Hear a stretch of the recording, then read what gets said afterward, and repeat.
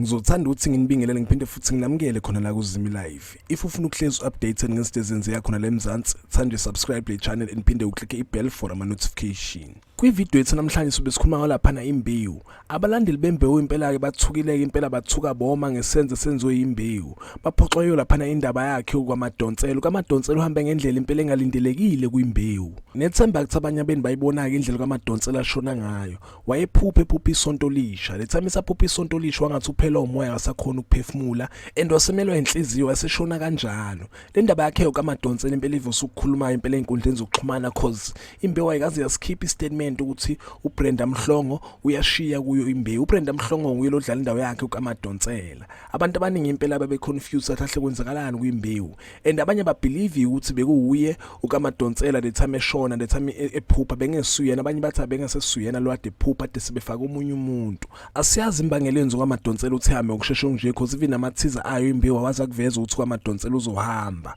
and iye lento impela iyakhombisa ukuthi ahlahle kuna something wrong yenzakele kwiMBEWU. I-character yakhe which means ikhanseliwe. Kodwa ezinye indaba ezivelile ukuthi yena ke uBrenda Mhlongo uyojoina yona lapha na iThe River. Abalandeli bembewu impela bathukile boma impela ngalesenze senzo IMBEWU bethathu KaMadonsela ngendlela bamthathe ngayo. Even manje babelieve ukuthi KaMadonsela uhambile kwiMBEWU. Impela indlela ahambe ngayo impela iya disappoint and futhi indlela ebingalindelekile ukuthi engahamba ngayo. Kodwa ngizokutholela information ngutshele makhona into engithola ngu-update ahlahle izikhiphani yini imenza ukuthi ehambe ngendlela ahambe ngayo. Maybe bengasekho around kwiMBEWU noma maybe kuneyinkinga or maybe la character vele bese befuna vele ukuthi beyikhansele cause la character khumbula ukuthi nawo KaMadonsela la character idlalayo ukuthi waye replaceile vele before. Bengifuna uku-update ngayo le information cothu ungakhohlwa ukuthi like le video engithi ke nje danke ngiyabonga.